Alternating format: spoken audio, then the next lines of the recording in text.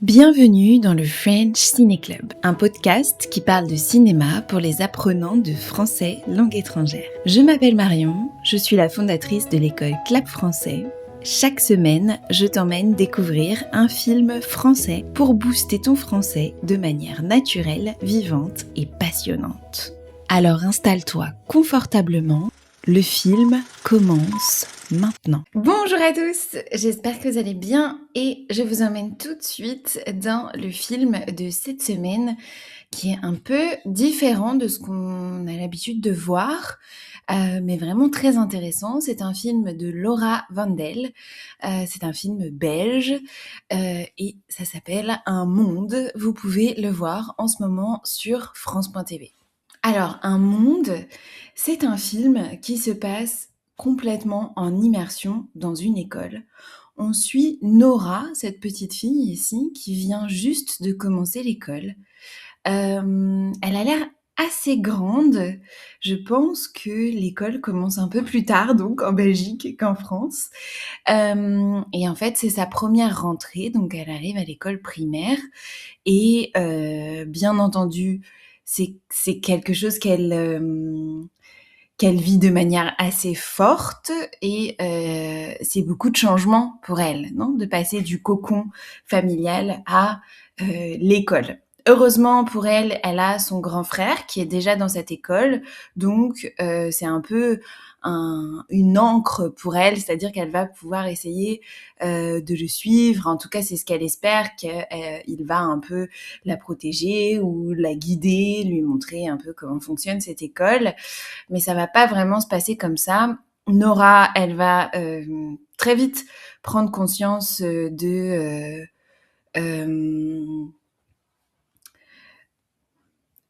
la violence de l'école, on va dire. En tout cas, il faut qu'elle se débrouille toute seule, tout va vite, on comprend qu'il y a toujours beaucoup de choses à apprendre. Et puis aussi, elle se rend compte que son frère, il subit du harcèlement à l'école. Et là, Nora, elle a un peu du mal à savoir comment gérer cette situation. Est-ce qu'elle doit en parler ? Est-ce qu'elle doit pas en parler, comme son frère lui demande ? Ou comment gérer tout ça. Donc c'est toute l'histoire de ce film. C'est un film qui est assez court, il dure 1h10, mais assez intense. Et je vais vous expliquer pourquoi est-ce que moi j'ai aimé dans ce film. D'abord, c'est un film, comme je vous l'ai dit, qui est un peu perturbant parce que tout est filmé à hauteur d'enfant. Donc ça arrive que dans certains films, des réalisateurs fassent des plans ou des cadres à hauteur d'enfant pour nous montrer qu'on est en train de vivre la chose comme ce personnage enfant. Sauf qu'ici, c'est le film entier qui est filmé de cette façon. Donc on est tout le temps à la hauteur de Nora, ce personnage principal. C'est un peu perturbant, c'est un peu étouffant même, et en même temps, c'est hyper intéressant parce que on se rend très bien compte de ce qu'elle peut vivre. D'abord, dans cette immersion, il y a du bruit tout le temps. Tout se passe à l'école et il y a tout le temps un espèce de bruit, une espèce de confusion bruyante autour d'elle. Donc pas pendant les situations de classe dans lesquelles le silence, là, pour le coup, est assez pesant. Mais il y a vraiment ce truc avec ce type de plan choisi qui donne cette impression d'être enfermé ou d'avoir une vision limitée comme ont les enfants finalement. On voit les adultes que jusqu'à la taille par exemple. Il y a beaucoup de choses autour qu'on ne voit pas et que dans un film, souvent on a l'habitude de nous montrer pour nous montrer le décor, pour nous montrer où on est, qu'est-ce qui se passe, etc. Et ben là, on découvre toutes ces choses-là comme le personnage principal et parfois ça a un côté un peu frustrant parce qu'on aimerait un peu comprendre ce qui se passe. Nous, en tant que spectateurs omniscients, on aimerait bien pouvoir tout comprendre mieux que le personnage, mais en fait on est un peu cantonné à la vision de ce personnage. C'est frustrant et en même temps j'ai trouvé ça très intéressant et très un peu presque physique comme expérience. Une chose que j'ai beaucoup aimée et qui a un rapport avec ce que je viens de dire, c'est que comme on suit tout le film avec ce personnage principal de Nora, eh ben, on est tout le temps sur le visage de cette enfant, ce qu'elle vit, etc. Et parfois, c'est vrai que le jeu des enfants, parce que c'est quand même, je sais pas exactement quel âge elle avait lorsqu'elle a fait ce film, mais je dirais une dizaine d'années, vu sa taille. Faudra peut-être creuser sur ça.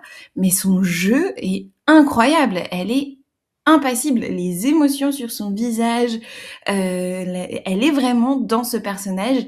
Et ça, c'est très très réussi et remarquable aussi dans la direction d'acteur fait par cette réalisatrice, vraiment. Donc c'est un film qui parle de harcèlement, qui est une thématique qui est jamais facile à aborder. On sait jamais. C'est une thématique dans laquelle on attend parfois justement une résolution ou une manière de résoudre les problèmes ou en tout cas un point de vue, par exemple. Et ici, c'est vraiment la manière dont on va être témoin. En fait, on va vivre la chose comme un enfant témoin de harcèlement. Voilà. Et toutes les répercussions que ça va avoir sur elle, puisque c'est aussi son frère qui est harcelé, donc c'est pas n'importe qui. Et toutes les répercussions que ça va avoir et tout les choix qu'elle va devoir faire et on sent que dans sa tête ça bouillonne, qu'elle pense à plein de choses en même temps et c'est assez c'est vraiment très intéressant sur toutes les, par exemple, les petites questions anodines que posent les enfants dans le film. À un moment, elle pose la question à son papa, la mer, c'est combien de fois plus profond que la piscine? Lorsqu'on a un parent, lorsqu'on a un adulte et qu'un enfant, il nous pose cette question, bah, on va essayer de répondre si on y arrive, mais on n'a pas forcément l'impression que c'est une question très importante. Et en fait, on comprend que avant, elle a une de ses amies qui lui a dit que la mer c'était très très profond parce qu'il y avait des enfants qui étaient enterrés dans le bac à sable. Enfin, il y a toute une histoire autour de cette histoire de profondeur de la mer qui est beaucoup plus importante que ce que nous on pense et qui va créer des espèces d'images, de de choses dans l'imagination de cet enfant qui sont bien plus importantes et bien plus développées que ce que nous, on pense en tant qu'adultes. Et une dernière chose que j'ai beaucoup aimée, c'est le jeu sur le hors-champ.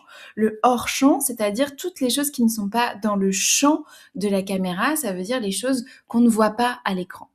Et il y a par exemple une scène dans laquelle c'est très très flagrant. C'est la scène dans laquelle les harceleurs et le frère de Nora sont convoqués pour une réunion de médiation, entre guillemets, pour s'excuser auprès de l'enfant harcelé. Et, et en fait, on s'attendrait à voir donc dans un film classique, on aurait tous les plans, c'est-à-dire qu'on verrait le plan d'ensemble de la salle, puis on verrait chacun des enfants, puis on verrait la manière dont les enfants vont aller s'excuser à l'autre, on verrait les réactions des parents, on verrait les réactions du professeur, etc. Et en fait, ici, le plan se déroule entièrement en plan fixe, c'est-à-dire que la caméra ne bouge pas, sur le visage de Nora, en plan assez serré, donc c'est un plan épaule, on voit que les épaules et le visage de l'enfant, et tout autour se déroule la scène, donc on entend, on voit des choses, des ombres bouger, etc., donc on comprend que la scène se déroule, mais nous, on est complètement avec Nora. Et ça, j'ai trouvé ça vraiment hyper bien fait, très rafraîchissant aussi dans cette manière de filmer. En fait, on n'a pas besoin de tout voir et c'est ici vraiment que se fait le point de vue d'auteur de ce film et ça fait vraiment du bien et c'est très intéressant comme choix de réalisation, j'ai trouvé. Donc vous me direz si vous voyez cette scène, ce que vous en avez pensé.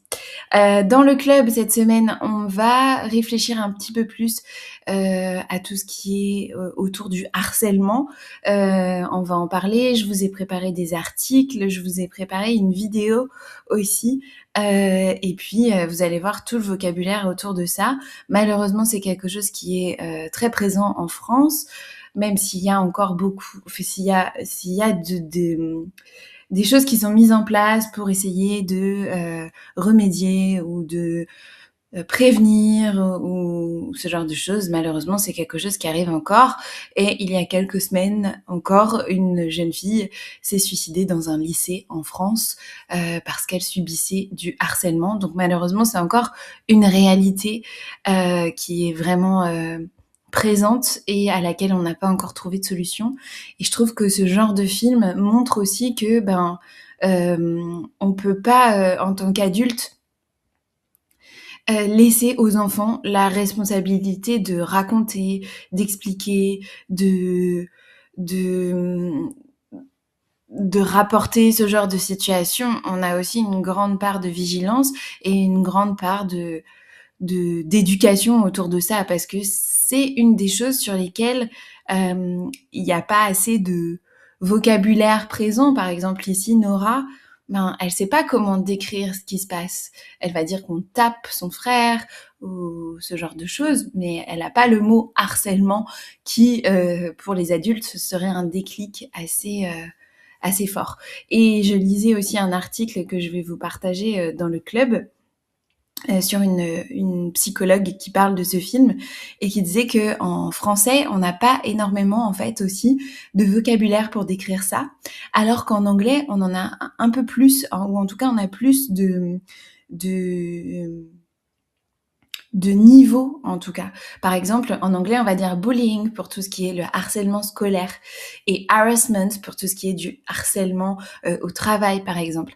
Alors qu'en français, harcèlement, c'est un mot pour tout. Donc on n'est pas très précis non plus avec ce mot et du coup, le manque de vocabulaire, ça entraîne aussi parfois un manque au niveau de la réaction et de la manière dont on va traiter ce genre de problème.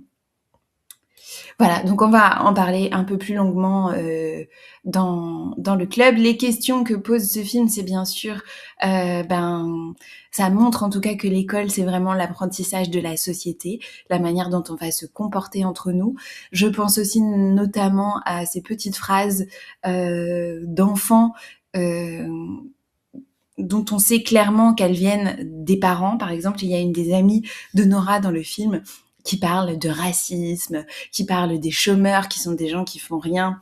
C'est impossible qu'un enfant de cet âge-là ait ce genre de réflexion tout seul. Donc les enfants, ils ramènent aussi tout ce qu'ils entendent à la maison et ils recréent aussi la société dans l'école.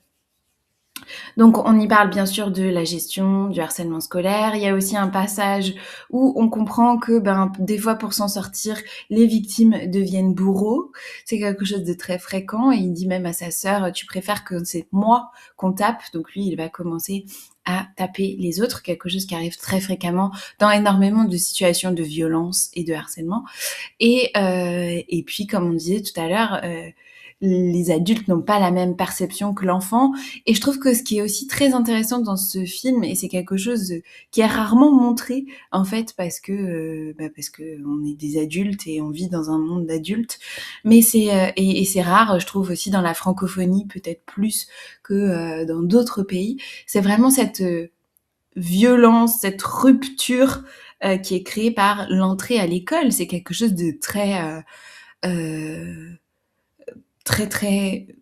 violent pour les enfants. En fait, on quitte le nid familial, une routine, quelque chose où on a des gens autour de nous pour nous aider, on a des repères, etc. Et on arrive dans une école qui est immense avec des enfants qui ont plein d'âges différents, qui savent faire des choses différentes. On nous demande d'être autonome très vite, etc. Donc c'est vraiment très très bien montré dans ce film aussi. En termes de vocabulaire, c'est un film qui a pas énormément de dialogue. Donc je vous l'ai dit tout à l'heure, il parle du chômeur. Un chômeur, c'est une personne qui ne travaille pas et qui touche de l'argent du chômage. La récré, qui est un endroit très important dans le film, c'est l'abréviation de la récréation. La cour de récréation, c'est l'endroit où les enfants vont jouer pendant la récréation, et la récréation, c'est le moment entre les heures de cours. Et enfin, un mot très très très souvent utilisé dans le film, c'est le verbe se mêler de quelque chose. Te mêle pas de ça, de quoi je me mêle, se mêler des affaires des autres. Ça veut dire s'occuper, s'insinuer de quelque chose qui n'est pas à nous, quoi. Par exemple, se mêler des affaires des autres, ça veut dire to mind others business, non? Donc, se mêler, ça veut dire aller se mettre dans des histoires, dans des préoccupations qui ne sont pas les nôtres. Voilà, j'espère que vous aimerez ce film. J'ai hâte d'entendre ce que vous en avez pensé. N'hésitez pas à me dire ici dans les commentaires si vous l'avez vu et ce que vous avez aimé ou moins aimé dans ce film. Moi, j'ai trouvé l'expérience très intéressante. C'est vraiment un film que j'ai envie de décrire comme une expérience, vraiment. Donc voilà, j'attends de savoir ce que vous en avez pensé. Et puis, je vous souhaite une très bonne continuation avec votre apprentissage du français et à très bientôt. Merci d'avoir écouté le French Ciné Club. Tu veux continuer à apprendre avec les films ? Alors abonne-toi, partage l'épisode et télécharge la transcription complète dans le lien en description. Et si tu veux pratiquer avec moi et d'autres cinéphiles, le French Film Fluency Club est un club réservé aux apprenants de français qui veulent améliorer leur français grâce au cinéma. À la semaine prochaine!